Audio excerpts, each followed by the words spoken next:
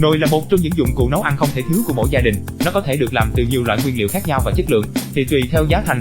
Tuy nhiên gần đây, các phóng viên của đài CCTV Trung Quốc phát hiện ở thị trấn Venlintu, thuộc tỉnh Giang Tây có nhiều cơ sở gia công các loại nồi sắt. Từ nguyên liệu là những thùng phi chứa hóa chất độc hại như trimethylene chlorua, isopropyl, chloromethylene, vân vân. Những cơ sở vô lương tâm này thu mua những thùng phi rỗng đã qua sử dụng từ các nhà máy, sau đó vệ sinh sơ sài rồi cắt sắt từ những thùng phi này để làm thành nồi hoặc chảo nấu ăn, sau đó phân phối ra các chợ và các cửa hàng bán dụng cụ ở nhiều tỉnh thành với mức giá rẻ hơn hàng chục lần so với những loại nồi của các cơ sở uy tín.